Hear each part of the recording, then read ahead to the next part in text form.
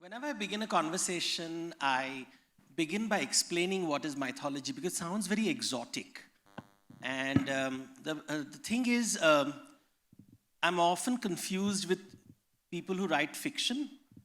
But what I'm trying to do is use mythology to understand how cultures think. And different parts of the world have different mythologies, and they think differently. It's something that is becoming more and more obvious thanks to what's happening geopolitically right now. So let me explain what I mean by this. So my name is Devdutt Pattanaik. I write on mythology. And the word mythology comes from two words, mythos and logos. Mythos means storytelling that tries to explain the origin of things. So not just any story, it has to explain the origin of things. And logos is something that you know, it's analytical thinking, it's systematic organizational thinking. And the Hindi translation of mythology would be Akhyan Shastra. So you try to understand it. Now, think about this world 20 years ago. 20 years ago, everybody spoke of globalization. Everybody. When I started my career, not 20, 25 years ago, everybody spoke of the earth is flat. Bangalore was the place where all services were coming. The World Wide Web had spread across, and people were talking about how connectivity is going to change the world. And people started talking about how all manufacturing was moving to China and how all service industries and backroom offices were coming to India, right? And that was the world 20 years ago. We spoke of globalization.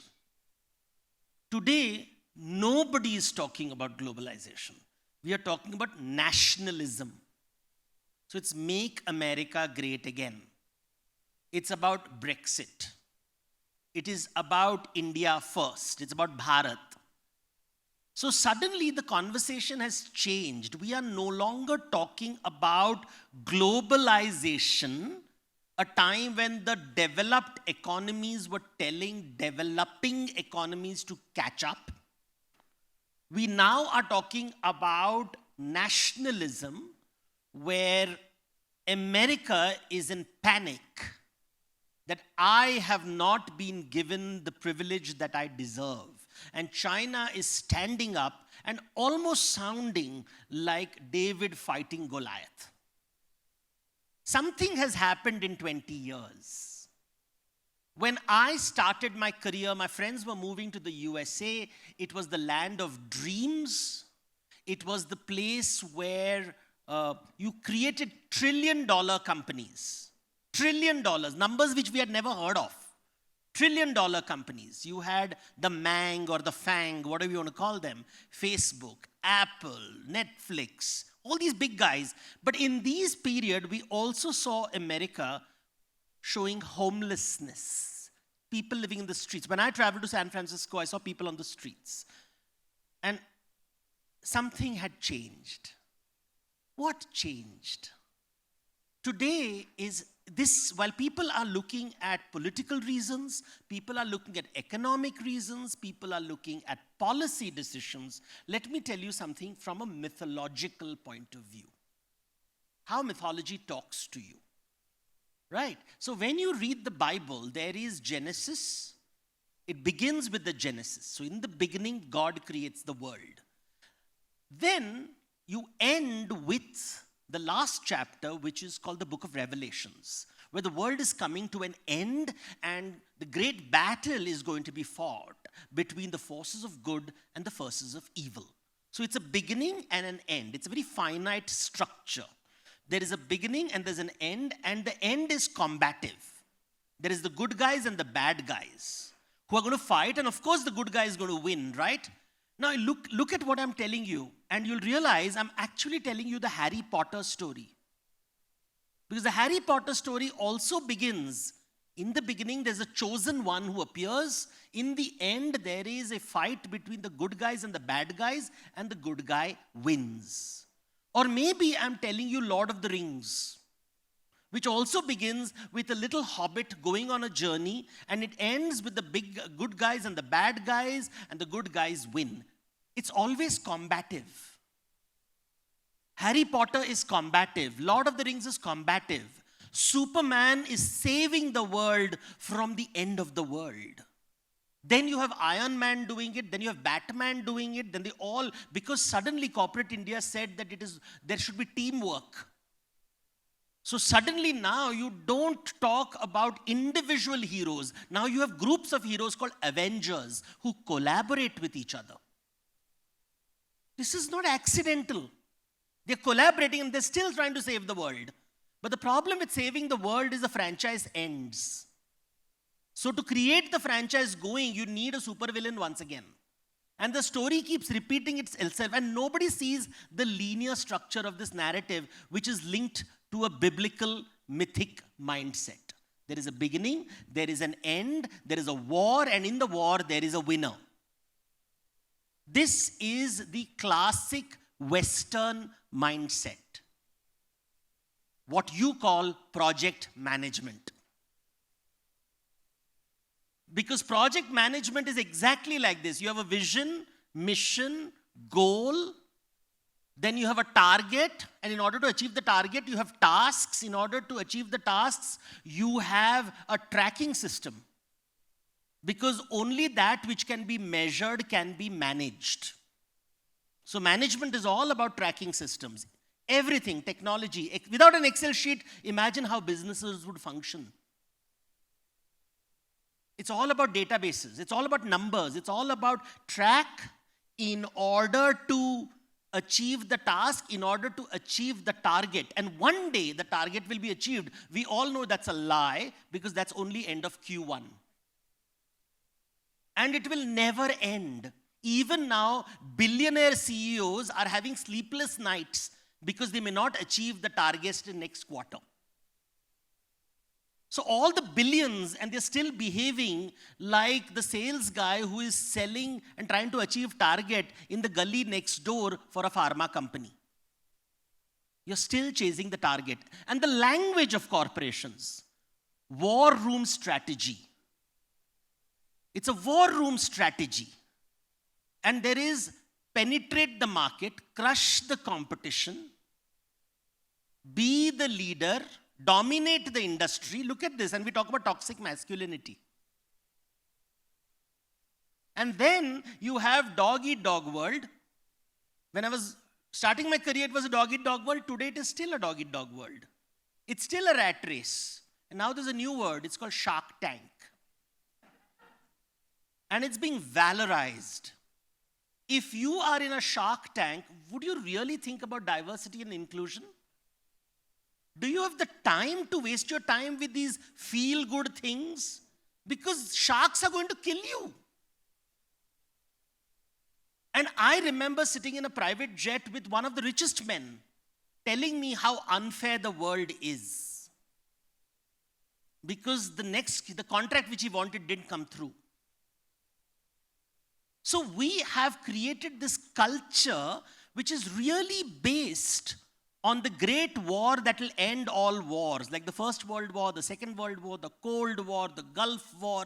The wars are never ending because that's how Western mythology works. This is not how the Chinese think. This is not how the Japanese think. This is not how the Koreans think. But who has taught you how they think? Which professor teaches you how to think? We all want to be global gurus. But do we know how the Chinese think? How the Japanese think? How the Koreans think? They think with something called a wall. There is a wall. The Chinese had the Great Wall of China 1,000 years ago. Today they have a firewall. Nothing has changed. Japan, you go to Japan, you are so impressed. Everybody tells me they are in the 21st century, 22nd century. But they will not allow anyone to migrate into their country. It's highly xenophobic. Their population is declining, but no immigration allowed. You cannot become a Japanese citizen. Nobody talks about it. When was the last time diversity and inclusion was held in Japan, in Tokyo? Does anyone talk about it? Korea. Korea is famous in its history for being the hermit kingdom. Like China, like Japan, Korean kingdoms did not let missionary activity and did not let European traders enter their country for 3 centuries. When you talk about Japanese transformation, it happens from top down. First, you had the Edo changes in the 16th century. If you've seen the film Shogun, it is just talking about the transformation from the Edo. And after the Edo period, they have got the Meiji Reformation of the 19th century. And then you have the Second World War, and suddenly a country which was, there is something called the rape of Nanking.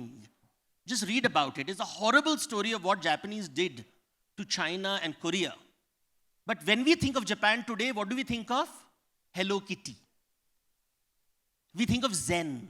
We think of Ikigai. And nobody thinks this is PR at work.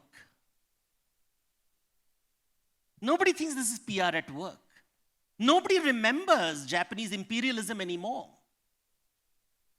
China remembers how they were treated. China calls it the 100 years of humiliation. When opium manufactured in India was sold in China for a profit. And some of the biggest business centers in our country and the biggest business families of India have their money in the opium trade. And China doesn't forget. The emperor never forgets. It remembers. And they live within these firewalls. They do not believe in happily ever afters. There is no such concept in Chinese mythology. They have something called the mandate of heaven. When the Chinese emperor stamped his seal, the first word was tremble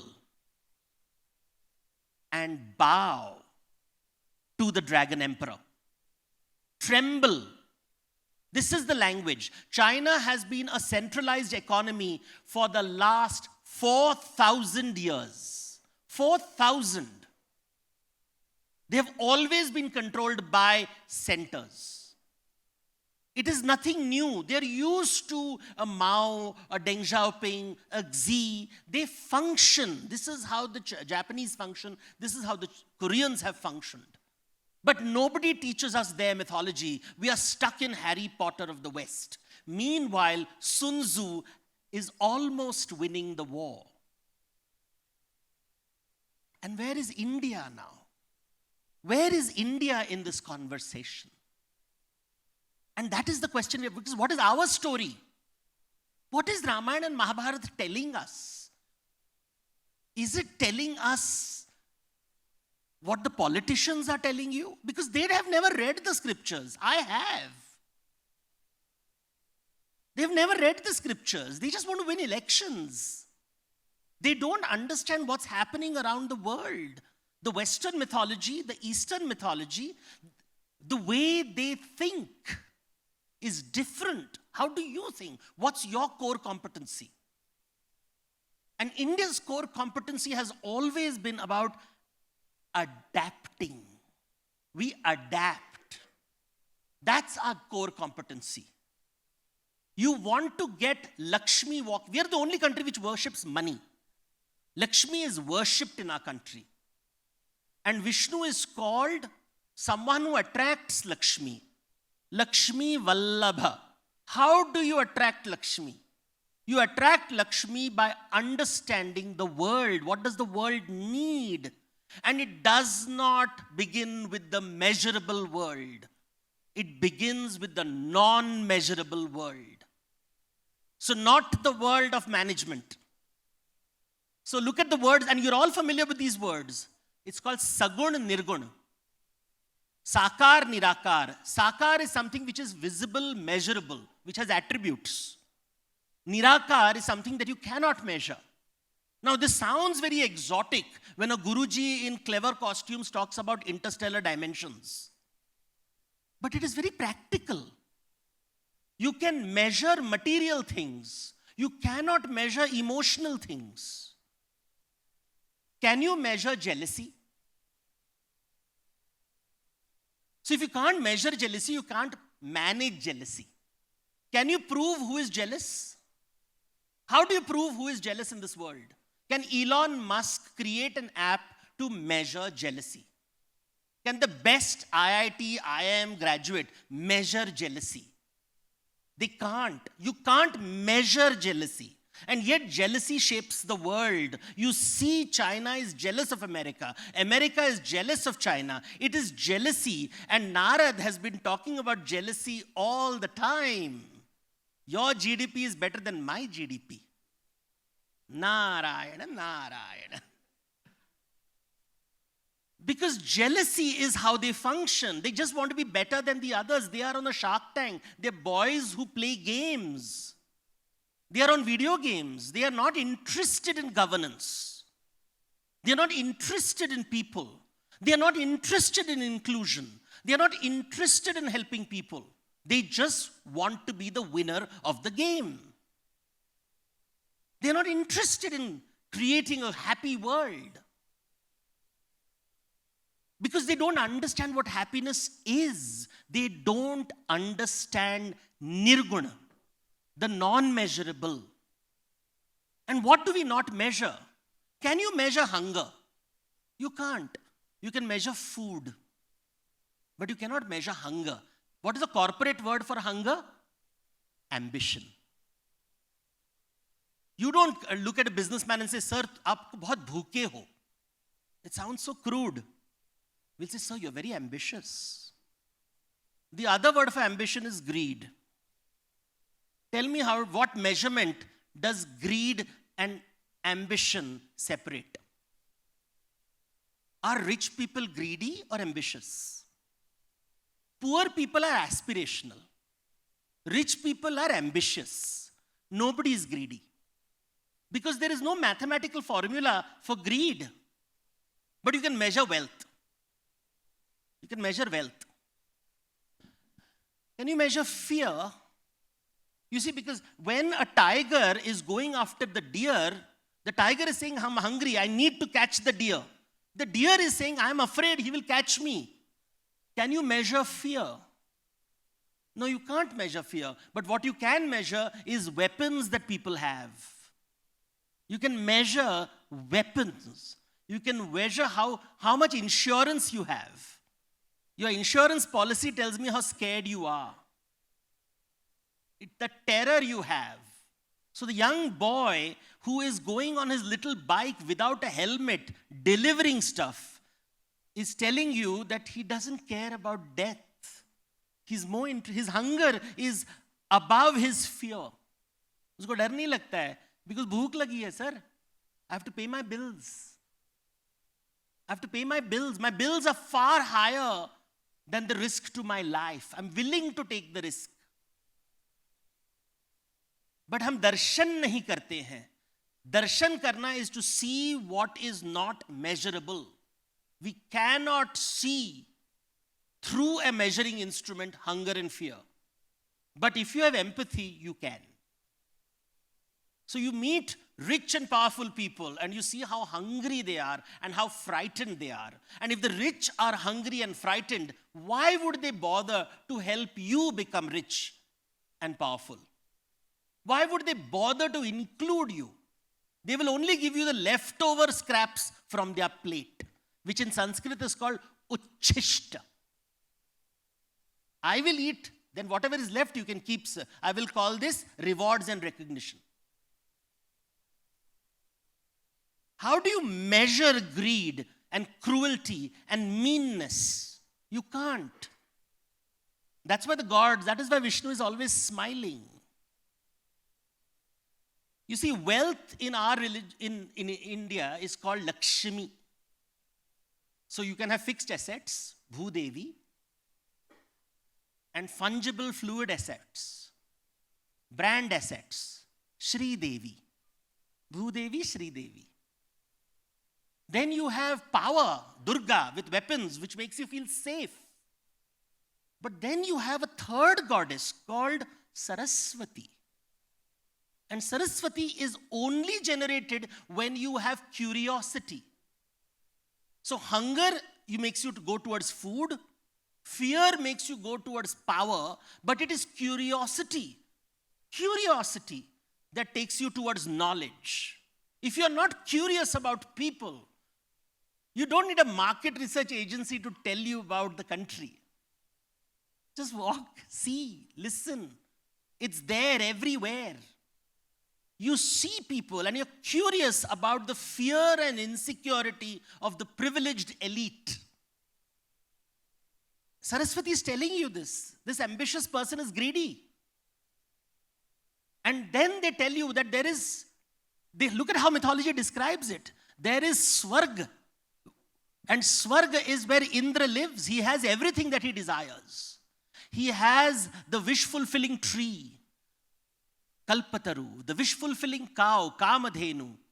He has the wish-fulfilling jewel, Chintamani. He has everything that you have, which in financial terms means infinite return with no investment.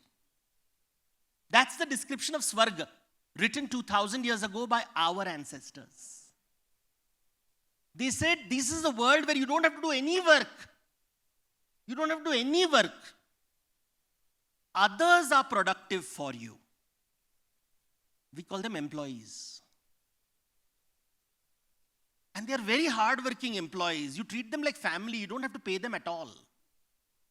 70 hours, 90 hours, 100 hours, no wife, no children. They work and work and work so that you are in Swarg and they are in Nark. Because Swarg cannot exist without Nark. Look at how they design it. This is from Jain mythology. The design of Jain, and I talk to my Jain friends, the richest people in the world, less than 1% of the country, contributing to nearly 20% of India's income tax. Their symbol says, if you create Swarga, you will create Nark. Swarg doesn't exist without Nark. Because you are extraction economy. It's an extraction economy. You're extracting. That's why Indra ka Singhasan hamesha dagmagata hai. He's always on a wobbling throne. And what is he afraid of? Indra is first afraid of people whose resources he has taken, but he doesn't give them the fair share of the partnership. So the Asuras, he does Amrit Manthan, he churns the ocean of milk, he takes all the wonderful 14 treasures that come and then tells them, bye-bye. Meet me in court. I will not give you anything. And the Asuras are sent to Patala, below the feet, the land of the oppressed. That's where the Asuras live. And the Devas live in the sky. Indra is not worshipped in our country, even though he's the king of the gods. He lives in Swarga, Patala. Vishnu is watching. What is he doing? And then his throne is wobbling again. And then now he is worried that there is competition. Someone is as smart as him. Any king who does yajna, he goes and says, steal his horse. Make sure I have the monopoly. There can only be 2 or 3. The government says you cannot be a monopoly, so I will do a deal with the second in number, and between us we'll create a cartel, and no competition shall enter the space. We will steal the horse, the license. We will control. And who is the horse to be stolen?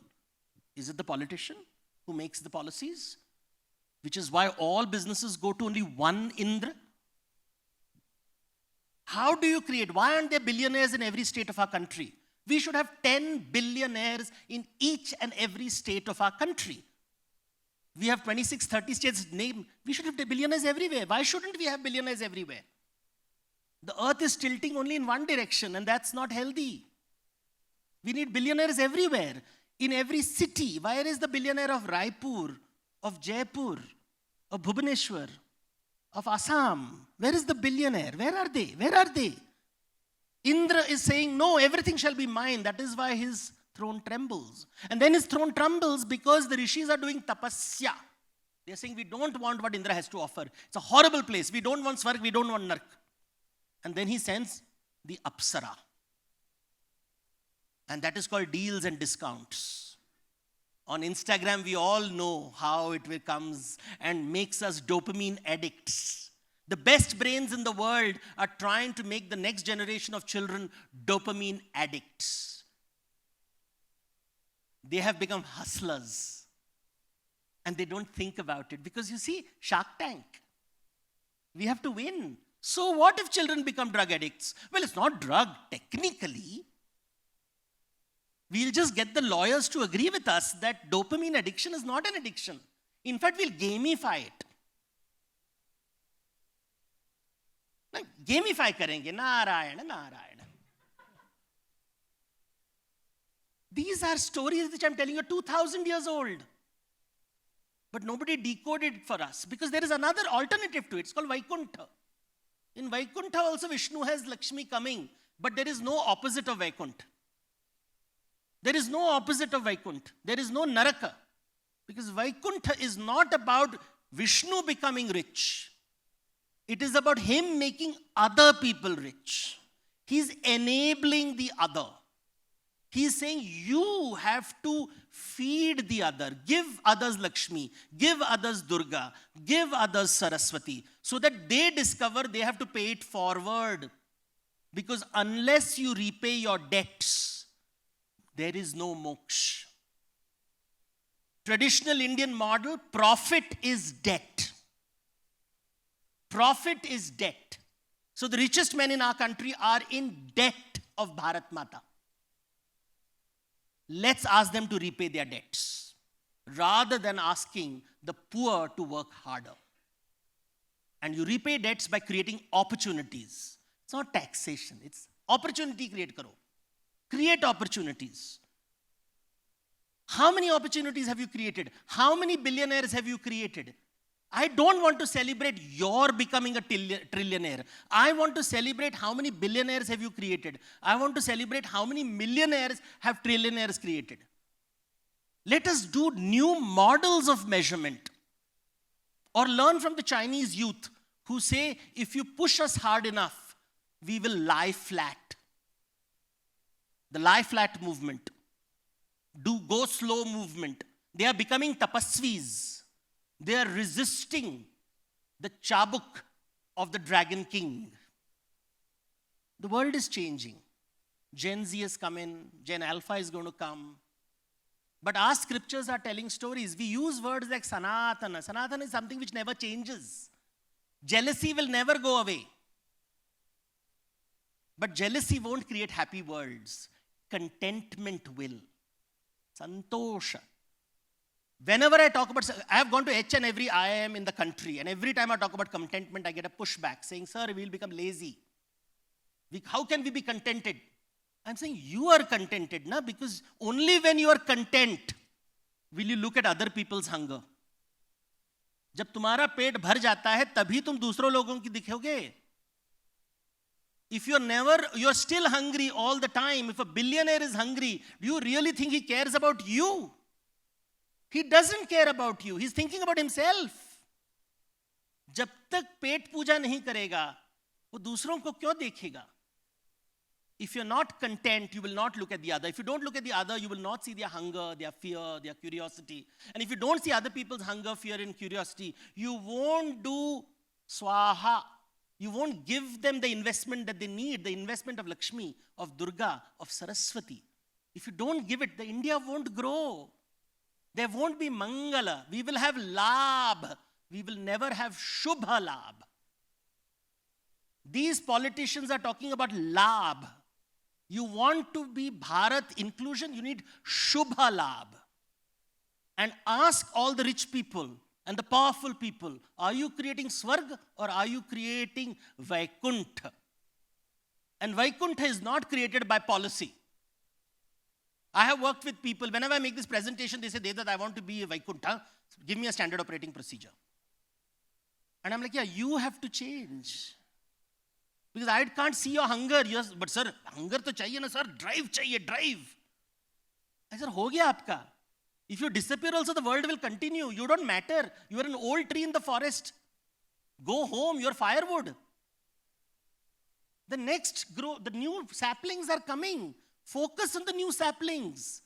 You are finished. Sashtapurti is done. All Brahmins in this room know what it means. Finished. You're over. Move on. Satya gaye ho. Satya is from Sat. So anybody above 60 trying to be ambitious, be careful. At best, he should be a sugar daddy. Thank you. Thank you so much.